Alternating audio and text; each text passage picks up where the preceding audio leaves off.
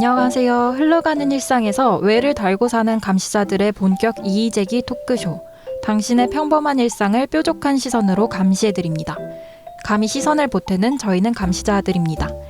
네, 저는 진행을 맡은 미연이고요. 그리고 제 왼쪽부터 바코, 세로, 젠투입니다. 네, 오늘은 더 이상 옳고 그름을 논할 수 없는 문제, 이미 현상이 됐기 때문에 우리 사회가 받아들여야 하는 이슈에 대해서 얘기해 볼까 해요. 이런 이슈는 여러 가지가 있겠지만 저는 개인적으로는 이주민과의 공존이 이런 문제 같거든요. 그래서 오늘은 다문화 사회에 대해서 이야기해 보려고 합니다. 요새 신문에서 외국인 노동자 이야기를 접할 때가 많아요. 얼마 전에는 필리핀 가사 관리사들이 입국했다는 소식이 들렸고, 또 전에는 화성 아리살 화재 사건에서 외국인 희생자만 18명이었다는 뉴스를 보기도 했는데요. 개인적으로 그때 마음이 너무 아파서 언론 보도를 계속 지켜봤던 기억이 있어요. 본격적으로 다문화 사회에 대해서 이야기하기 전에 먼저 감시자들한테 물어보고 싶은 게 있어요. 언론 보도 말고 일상생활에서 우리나라가 다문화 사회가 됐다는 걸 실감할 때가 있었나요? 혹시 있었다면 언젠지 좀 궁금합니다.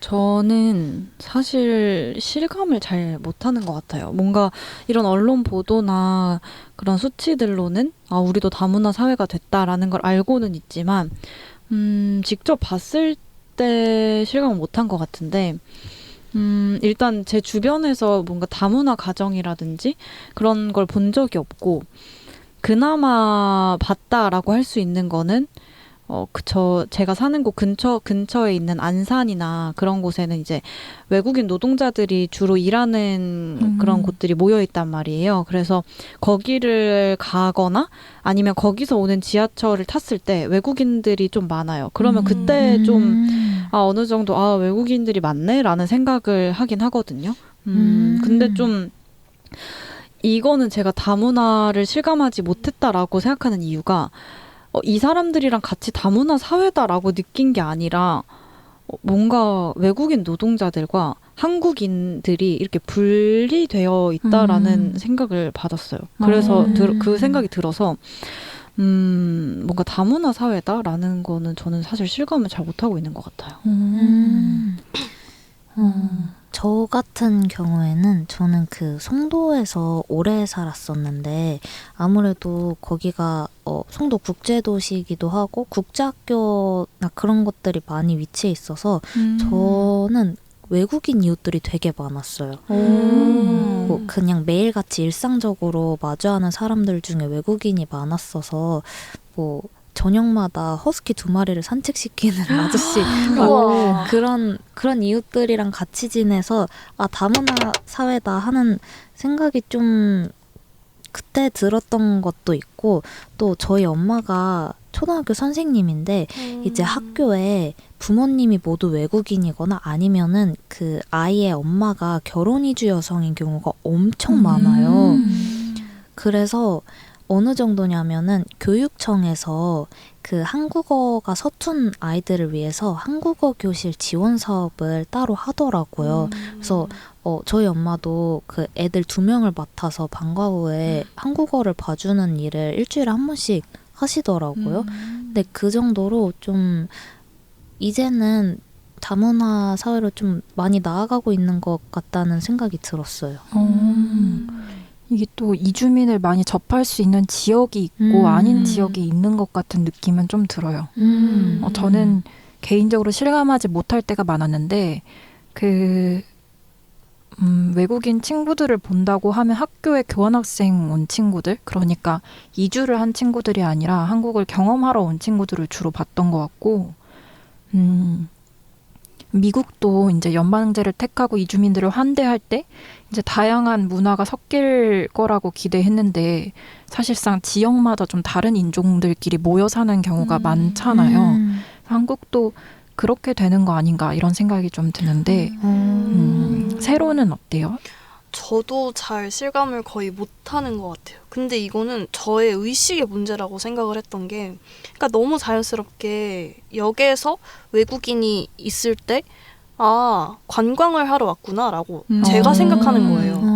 그러니까 저의 이 썩어 빠진 정신 세계부터가 다문화 사회로 가기엔 아직 좀 선진적이지 못하다라고 생각을 했었고, 확실히 외국인을 만나는 게 지하철역이나 아니면은 뭐 되게 뭐라 그러죠? 상업단지가 많은 곳에서 그냥 외국인들이 섞여서 직장인처럼 같이 있을 때 그때 조금 느끼는 것 같기는 한데, 그래도 아직 일단 저부터가 멀었다고 생각을 합니다. 그만큼 접하지를 못해서 그런 것 같아요.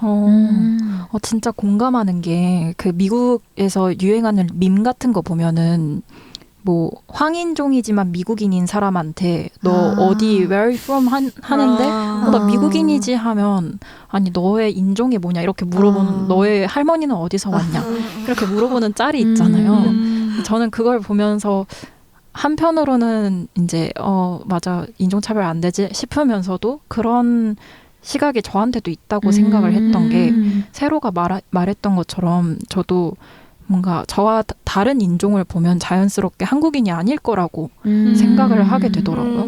그래서 그 참 제 고민이기도 해요. 저도 썩어 빠진 일상을 갖고 있지 않나 이런 생각이 들었어요. 그러면 이주민에 대해서 이야기를 할 때 이 얘기를 안 꺼낼 수가 없을 것 같은데요.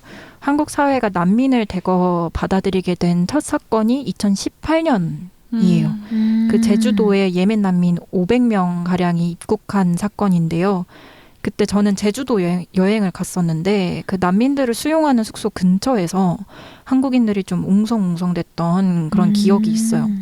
그리고 그 난민들이 어떻게 할 것이다, 어떤 형사사건을 일으킬 것이다 이런 가짜뉴스도 좀 많이 퍼져서 국민청원이 올라왔던 걸로 기억하는데 여러분들의 생각은 어떠세요? 이게 한국 사회의 이주민에 대한 부정적인 시각이 2018년 이후로 괜찮아졌는지 아니면 또 다른 사례가 있을까요?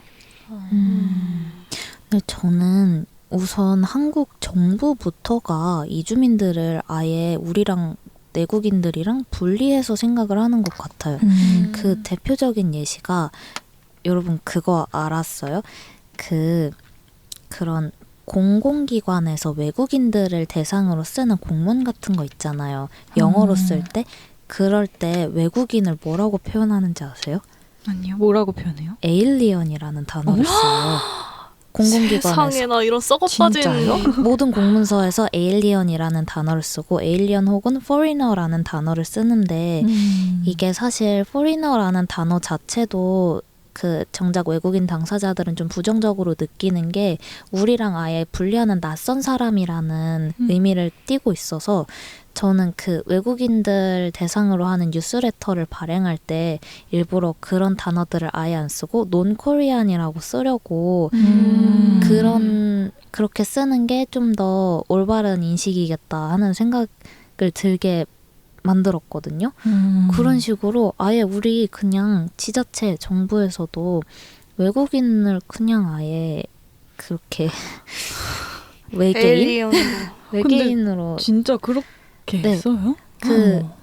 공항 같은 데 가서도 뭐 외국인이라는 단어를 에일리언으로 쓴 경우도 종종 볼 수 있을 거예요.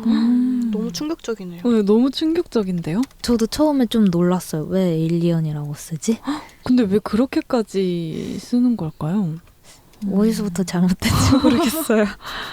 오, 진짜 충격적인데요? 그 에일리언이 외국인이라는 뜻이 있긴 한데 좀 차별적인 의미의 외국인인 거죠. 저도 잘 몰라가지고 막 찾아보고 있는데 그런 뜻이 있기는 한데 사실 우리가 처음 그 단어를 봤을 때 외계인이라는 맞아요. 생각이 먼저 들잖아요. 맞아요. 거기서부터 큰 문제인 것 같아요. 아, 그러네. 외국인 체류자라는 뜻이 있긴 한데 근데 진짜 저희가 딱 봤을 때는 에일리언 하면은 진짜 완전 외계인, 우리랑 네. 완전 맞아요. 다른 종족, 다른 차원의 이야기 같아서 완전 선을 긋는 명칭인 맞아요. 것 같아요. 이게 영어에서도 좀 차별적인 시각이 내포돼 있으니까 그 뉴욕시에서 공문서에 이런 이민자를 에일리언이라고 포기하는 거를 금지했다. 뭐 이런 뉴스가 있는데 그런 걸 보면은 우리나라도 좀 변하는 게 낫지 않나 이런 생각이 드네요. 되게 한국 자체가 엄청 부정적인 걸 넘어서서 엄청 방어적이고 많이 보수적인 것 같다는 생각이 드네요. 맞아요. 그쵸. 방어적이기만 하면 다행이고 공격적이라고 저는 생각을 맞아요. 해가지고 그러게요. 근데 저는 이 이주민을 보는 좀 부정적인 시각이 그냥 전반적으로 그런 난민도 그렇고 더 우리보다 그러니까 우리라고 그런 표현을 하는 우리보다 더 낮은 계층이다 이렇게 보는 게 저는 깔려 있다고 생각을 하거든요. 근데 저는 조금 살짝 한국이 이런 난민 문제에서 더 그러는 게 모순인 것 같은 게 특히 난민 문제에 있어서는 한국도 엄청 아픈 전쟁을 겪었잖아요. 그리고 피난을 갖고 실제로 난민이 됐던 사람들도 있기 때문에 그런 아픈 역사가 있는데 그런 난민의 간절함을 몰라주고 그런 진짜 공격적인 방어가 더 강하게 작용하는 게 조금 모순적이다라는 생각도 드는 것 같아요. 맞아요. 그 유엔 난민청도 한국 전쟁에서 우리나라에서 시작된 거잖아요. 근데 하도 그렇게 난민에 대한 부정적인 시각과 공격이 심하다 보니까 얼마 전에 그 정우성 씨도 난민 대사에서 내려오고 근데 왜 그런 걸까요? 유독 그런 이유가 뭐가 있을까요? 근데 사실 이론적으로 보면은 한국이 그런 단일 민족 그런 게 강해서 그렇다라고 하는데 글쎄요, 진짜 그 이유가 뭘까요? 유독 이렇게 한국이 외국인한테 이렇게 방어적이고 그런 게 뭔가 그러게요. 근데 정치적인 구호로 일단 많이 쓰였다고 생각을 하고 난민은 뭔가 우리에게 범죄를 일으키는 이상한 사람들이라는 얘기가 많았잖아요. 그러면서 정치적으로 집결하려는 시도를 일단 많이 했다고 생각을 하고 또 약간 한국의 특성 자체가 편가르게 너무 적합한 환경이잖아요. 북한이 일단 있고 일본과 전쟁을 했던 그런 역사도 있고 그렇다 보니까 우리에 대한 그런 상징적인 가치에 대해서 아예 받아들일 생각조차 안 하지 않을까? 그래서 저는 이 이주민에 대한 부정적인 시각이라고 했을 때 그냥 단편적으로 생각나는 거는 지하철역에서 어떤 할아버지 두 분이 그 다른 인종의 분들을 진짜 목이 꺾어지도록 계속 보는 거? 진짜요? 매일매일 맞아요. 한두 번은 목격하는 것 같아요. 맞아요. 이게 비단 이주민뿐만 아니라 그냥 뭔가 뭐 젊은 여성이라든지 뭐 남성도 그렇겠지만은 되게 그런 걸 보면서 멀었구나. 맞아요. 네. 새로 얘기를 들으니까 한국이 정상성 규범이 너무 강한데 그거를 벗어나거나 조금이라도 이탈하면 그 시선으로 제재를 하는 것 같아요. 그래서 맞아요. 눈으로 쳐다보고 이게 아까 말했던 그 공격적인 방어가 그런 것 같거든요. 뭔가 대놓고 뭐 폭력이 저질러진다던가 그러진 않지만 시선으로 제재하는 게 좀 느껴지지 않나. 근데 제가 만약에 미국을 여행하는데 저를 그렇게 뚫어져다 쳐다보면 절대 거기서 살고 싶지 않을 것 같거든요. 맞아요. 여행하다 그런 경험 한 번쯤 있지 않아요? 다른 대륙에 맞아요. 갔을 때 나를 완전 뚫어져라 쳐다보면은 움츠러들 수밖에 없잖아요. 맞아요. 맞아요. 진짜 움츠러드는 것 같아요. 기가 팍 죽고 내가 뭘 잘못하고 있는 것 같고 진짜 이방인이 된 것 같은 느낌이 맞아요. 들거든요. 그 감각이 진짜 생소하고 무섭죠. 근데 저 이제 새로 말을 듣고 그 이유에 대해서 우리가 이렇게 방어적인 이유에 대해서 이제 생각을 더 해봤는데 새로 말처럼 그런 정치적으로 좀 동원된 것도 맞는 것 같아요. 근데 그거는 좀 근현대사에서 좀 많이 그랬던 것 같고 역사적으로 봤을 때는 한국이라는 나라가 위치상 너무 다른 나라들한테 뺏긴 게 너무 많은 거예요. 너무 취약해 있고 침략을 너무 많이 받았고 그랬기 때문에 뭔가 더 다른 나라의 적대적이 되고 오히려 우리끼리 똘똘 뭉치는 게 맞는 거다라는 생각으로 좀 맞아. 발전을 했던 게 아닐까요? 근데 사실 지금은 상황이 많이 바뀌었잖아요. 그래서 그런 게 어쩔 수 없이 남아 있을 수 있다고 해도 의식적으로라도 좀 이제는 반대로 좀 생각을 해보려고 하는, 그러니까 너무 이방인으로만 그리고 우리 걸 빼앗으려고 한다, 그런 방어적인 태도를 좀 취하지 않아도 될 것 같기도 해요. 맞아요. 다문화 시대는 뭔가 찬성 혹은 반대를 논할 문제가 아니라 이미 우리나라가 이행하고 있고 다른 이주민들을 받아들이고 있기 때문에 어떻게 더 잘 적응하게 도울 것이냐, 이런 논의가 좀 더 필요한 때인 것 같긴 하거든요. 근데 그런 의미에서 저는 아까 박호가 쉬는 시간에 그 한국 사회의 좀 재미있는 특성에 대해서 언급을 해줬어요. 이제 뭐 다른 사회도 그럴 수도 있겠지만 그래도 한국 사회가 좀 더 이주민들이 적응하기 힘들 수 있다. 뭐 이런 얘기였는데 그게 고맥락 사회이기 때문이라고 했던 것 같거든요. 그 고맥락 사회가 뭔지 한번 설명해 주실 수 있나요? 이 사회마다 저맥락 사회가 있고 고맥락 사회가 있대요. 근데 고맥락 사회라는 게 하나의 사안을 이해하려면은 너무 많은 그런 통찰이 필요하다는 거예요. 예를 들어서 우리는 근현대사가 좀 복잡하잖아요. 그런데 특히 지역 갈등 혹은 뭐 여러 문화가 다 엮여 있는데, 예를 들어서 어떤 지역 비하 발언을 했을 때 그 단어 왜 쓰면 안 되는 거야? 이러면 아, 그 단어는 어느 지역을 비하하는 표현이야. 근데 그게 왜 그렇게 되는 거야? 하면은 정말 설명할 게 끝도 없이 있는? 그리고 뭐 우리는 되게 눈치라는 문화가 있잖아요. 단순히 그 말을 했다고 해서 표면적인 게 전부가 아니라 눈치로서 알아야 되는 게 있고, 이게 어떤 영어 표현으로는 코리안 슈퍼파워라고도 하더라고요. 눈치라는 게. 그래서 되게 웃긴 걸 봤는데, 그 야구 선수였나? 외국인 용병 선수가 한국에 와서 읽는 책이 눈치라는 책을 읽고 있더라고요. 그게 약간 한국 사회에 와서 처음 읽어야 되는 필독서 이런 느낌이래요. 그런 고맥락 사회라서 유독 우리나라에 좀 적응하기가 힘든 것 같기도 해요. 왜 어느 사회에 섞인다는 거는 단순히 여기서 먹고 자는 것만 잘 해결하는 게 아니라 이 사회에서 어떤 일이 벌어지고 있으면은 그걸 완벽하게 이해할 수 있어야 그 사회 구성원이 될 수 있다고 생각을 하는데, 뉴스를 봐도 그 일이 왜 일어났는지 이해하지 못한다면은 그거는 이제 사회 구성원으로서 완전 섞였다고 보기가 어려운 거죠. 근데 우리는 하나의 이슈를 이해하려 해도 정말 고맥락 사회라서 그게 좀 어려운 것 같아요, 적응이. 그런 이슈 관련해서도 진짜 이런 이주민들이 그런 거를 잘 이제 적응하지 못하고 잘 이렇게 알 수가 없으면 이게 어쨌든 권리에도 영향을 미치는 것 같고. 맞아요. 근데 저는 이슈도 중요하지만 진짜 그냥 일상에서도 이 고맥락이라는 것 자체가 우리는 뭐 마음대로 해가 진짜 마음대로 해가 아닐 수도 있잖아요. 맞아요.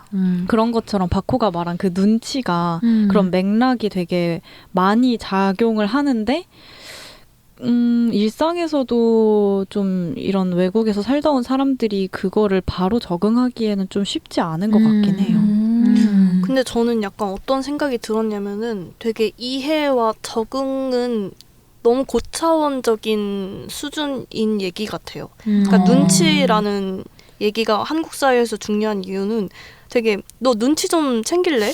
이렇게 얘기하면 그 말은 이해를 조금 더 해봐가 아니라 튀는 행동 하지 말라는 얘기잖아요. 그러니까 맞아요. 이해 이전에 그냥 네가 우리 무리에서 다른 생각을 가지고 있다는 것 자체를 저는 배제하는 얘기로 들리거든요.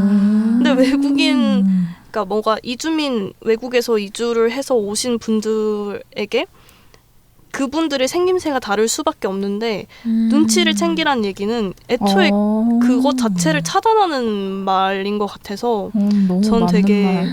슬픕니다. 이거 아까 미연이 말한 것처럼 우리 그 한국 사람들이 시선으로 제재한다고 했잖아요. 어. 근데 그거랑 다 같은 맥락인 네, 것 그런 같아요. 거. 결국에는 또 다른 사람에 대한 그런 차별? 맞아요. 이것도 되게 공격적인 방어 기제인 것 같고 맞아요. 저는 눈치라는 말을 처음 들었을 때 그냥 재밌다 이렇게 생각을 했는데 또 새로 말을 듣고 보니까 그게 좀 우리 집단으로 인정하지 않는다는 굉장히 강한 뉘앙스가 풍기는 말이었네요. 문세라는 그러니까 사실 진짜 알아서 맥락 파악해서 이해해라 이건 거잖아요. 그러네요. 근데 사실 이주민들이나 어쨌든 외국인들이 그런 좀 고맥락 상황에 놓였을 때 우리가 의도한 대로 우리는 그런 진짜 눈치가 작용하기 때문에 진짜 딱 우리가 말한 뭐 마음대로 해라고 하면은 진짜 마음대로 했어요. 그럴 때의 상황을 좀 이 사람 특성에 맞게 해서 이해를 해주고 좀 배려를 해줄 수 있어야 되는데 그게 안 되는 거잖아요. 눈치를 주면서.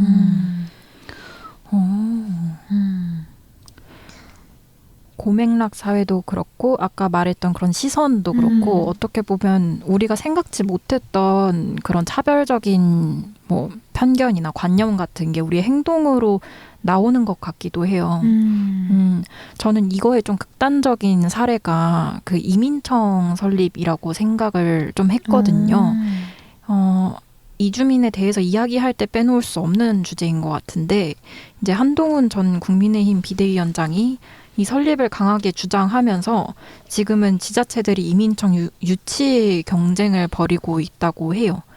근데 이게 또 분산된 행정 업무를 통합하는 기능이 있어서 좀 좋아 보이는 기능도 하지만 또 제가 본 어떤 칼럼은 이 이면에 이주민을 향한 편견이 있다고 주장하더라고요. 이 추진 방안이 아직 뭐 구체적으로 나오진 않았지만 뭐 외국인의 투표권을 제한한다든지 아니면 난민 심사를 많이 강화한다든지 이런 조치가 강조됐다는 것 자체가 우리와 그들을 구분하려고 하는 그런 시선이 녹아있는 거 아닌가 이렇게 생각이 든다는 그런 비판하는 칼럼이었는데요. 저는 이걸 보면서 그리고 최근에 그 필리핀 가사 관리사분들 입국한다는 거에 뭐 뜬금없이 영어 실력을 강조한다든지 이런 걸 보면서 최근에 우리나라가 이주민을 바라보는 시선 자체가 다 같이 잘 살아보자 이거보다는 우수 인재만 와라 이런 느낌이 든다고 생각을 했거든요.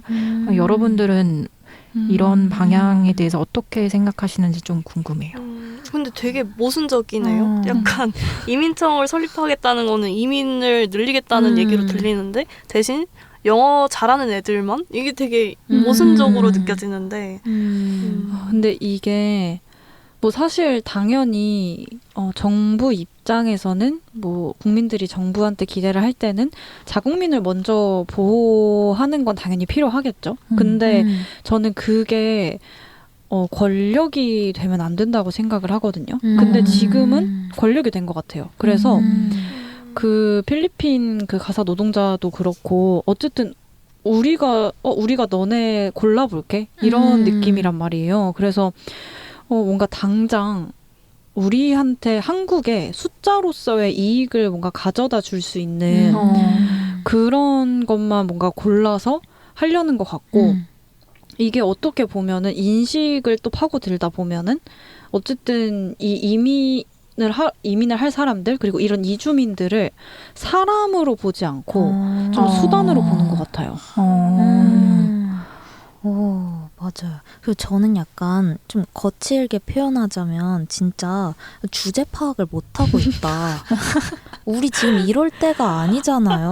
맞아요. 저희는 이민자들을 우리가 고를 때가 아니라 제발 와줘 하고 구걸해야 되는 시기인데 지금 그래서 어떻게 해서든 매력적인 이민지로 그런 곳으로 보이려고 열심히 어필해야 할 와중에 영어 잘하는 사람만 받겠다는 거는 주제 파악도 못하고 있고 상당히 멍청한 짓이라고 생각을 해요. 저도 진짜 똑같이 그냥 배가 불렀다고 얘기하려고 했어요. 아니 뭐 어쩌라는 거야. 지금 국가가 소멸된다는데.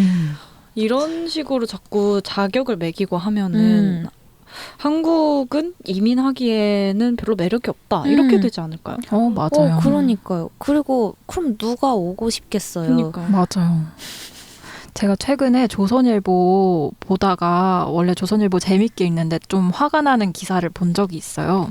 그게 그 필리핀 가사 관리사들에 대한 보도였는데 뭐 일각에서는 이들의 영어 실력에 대한 우려도 제기된다. 뭐 이런 문장과 함께 맘카페의 의견을 인용을 하는 거예요. 뭘 인용했어요? 이제 영어 발음이 부정확하거나 아니면 영어를 못해서 아이들의 영어 학습에 방해가 될까봐 우려된다. 뭐 이게 가짜 뉴스나 아니면 익명 사이트에 있을 법한 얘기를 조선일보가 실으니까 저는 그걸 보고 아니 필리핀 사람들 원어가 영어인데 지금 한국인이 필리핀인들의 영어를 노네? 이게 진짜 너무 웃긴 거예요. 아 진짜 웃기다. 얼마나 잘하는데요, 영어. 한 번도 필리핀 사람과 대화해본 적이 없는 게 좀 보이잖아요. 그걸 그러게요. 보면서 아 내가 필리핀 사람이었으면 안 왔다. 이런 그러니까요. 생각이. 그러네요. 우리 한국어 못할까봐 걱정하는 거랑 똑같은 얘기잖아요. 맞아요. 근데 더 충격적인 건 한국어를 못해서 소통에 불편함이 생길까봐가 아니라 그러니까요. 영어를 못해서 아이들의 교육. 그리고 그 표현의 이면에는 필리핀이라는 나라 자체를 얼마나 무시하는지 맞아요. 그 인식이 완전 깔려 있는 것 같아요. 맞아요. 이렇게 약간 좀 화를 좀 내봤는데 이게 생각이 복잡할 때는 좀 반대로 얘기해보는 것도 좋을 것 같아요.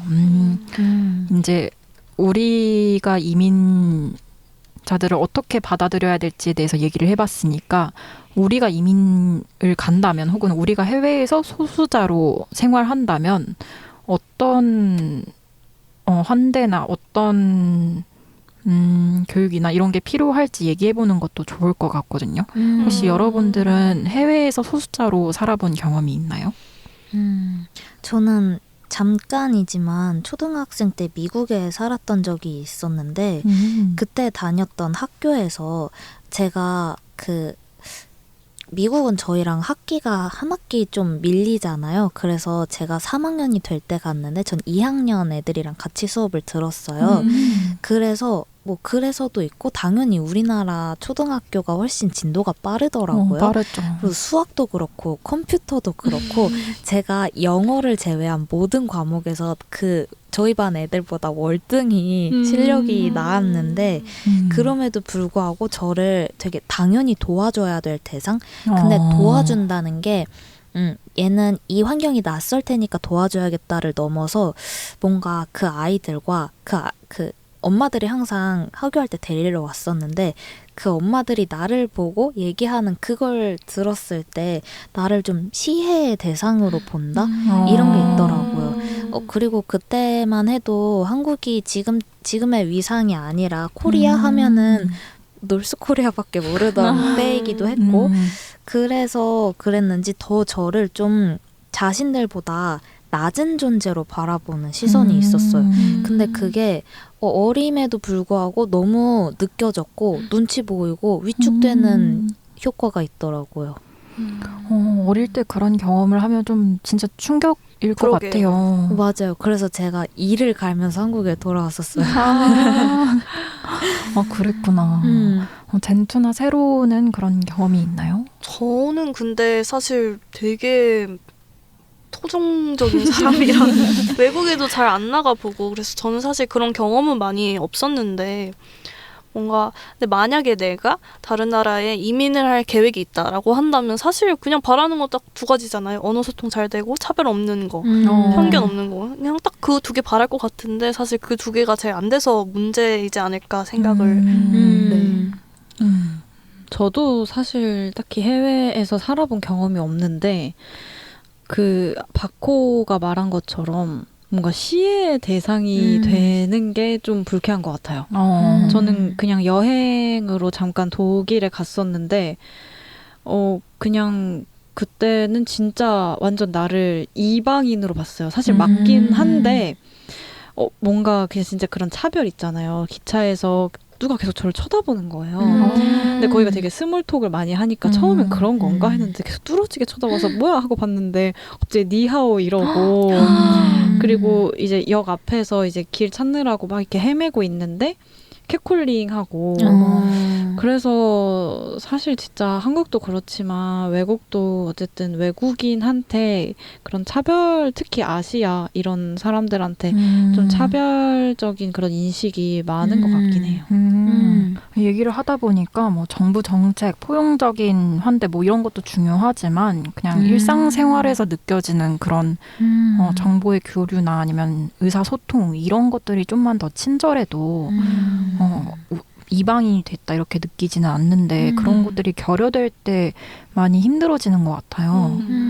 저는 프랑스에서 산 적이 있는데 그때 12년 전이라 BTS도 싸이도 없던 때여서 아무도 한국을 알지 못하고 심지어 뭐 삼성이라는 브랜드를 쓰길래 이거 한국 거야 라고 하면 엥? 거짓말하지 마 이랬던 때 유럽에서 살았었거든요.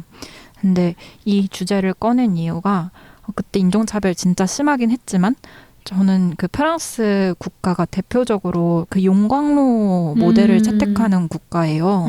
미국처럼 그 샐러드볼 이론처럼 여러 인종들이 자유롭게 살도록 내버려두는 게 아니라 이민 온 사람들을 자국화하려고 좀 많이 하거든요. 근데 초등학교 땐 그게 진짜 싫었는데 또 돌이켜 보니까 그게 적응하는 데는 좀 도움이 되지 않았나 이런 생각이 들기도 해서 우리 사회도 좀 다양한 모델 이론을 검토해보는 게 좋지 않을까 이렇게 생각이 들었습니다. 근데 그거 진짜 어렵네요. 용광로로 갈지 샐러드볼로 갈지. 왜냐면은 미국 같은 경우는 처음에 미연이랑 얘기했던 것처럼 그 미국처럼 이렇게 샐러드볼이 되면 오히려 지역마다 그 특정 뭐 국가 출신들이 이렇게 뭉쳐서 사는 그런 게 될 수 있잖아요. 그래서 미국에 뭐 차이나타운도 있고 코리아타운도 있고 이런 것처럼 맞아요. 다양한 문화가 좀 공존하는 건 좋긴 한데 이게 너무 서로 간에 소통이 없으면 좀 편견이나 뭐 이런 게 강해지는 것 같기도 하고. 그러네요. 근데 저는 개인적으로 네. 그러려면 이주민이 우리 눈에 되게 자주 보여야 되는 것 같아요. 그러니까 우리가 다문화 사회라고 하는데 정작 우리도 이주민을 많이 보질 못했다고 얘기하는 사람들이 있잖아요. 저 포함해서. 맞아요. 근데 그 이유는 결국에는 뭔가 국가에서 그 사람들을 들여올 때부터 우리 국가 경제 발전을 위한 수단으로서 들여왔기 때문에 안 보이는 거라고 생각하거든요. 그러니까 자국민으로 데려왔으면 우리 눈엔 보여야 되는데. 그러네요. 네, 그래서 저는 그거부터 일단 해결을 해야지 뭔가 보여야 내가 잘못 생각했을 수도 있구나라고 약간 자각을 할 수 있을 것 같은 느낌. 네, 저는 그렇게 생각합니다. 맞아요. 그 이면의 시각을 먼저 바꾸는 게 맞는 것 같아요. 우리가 지금까지 이주민에 대한 이야기를 좀 나눠봤는데 이제 개인적인 차원에 돌아와서 저는 이게 가장 큰 질문인 것 같거든요. 동료 시민으로서 우리는 이주민을 어떻게 대해야 하나 이게 아직까지 우리가 많이 고민해보지 못한 주제 같아요.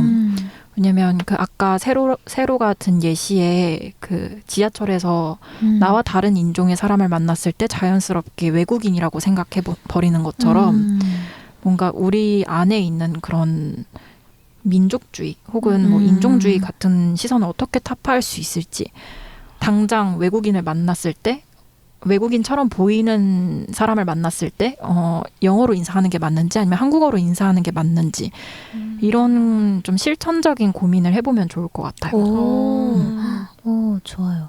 저는 우선은 근데 필요한 게 이런 다양한 생김새는 달라도 한국인이다 하는 모델이 좀 많이 보여졌으면 좋을 것 같아요. 예를 들어서 그 조나단 씨 있잖아요. 근데 콩고 출신이긴 하지만 한국인이잖아요. 또 생김새는 외국인이어도 귀화한 분들도 굉장히 많고 맞아요.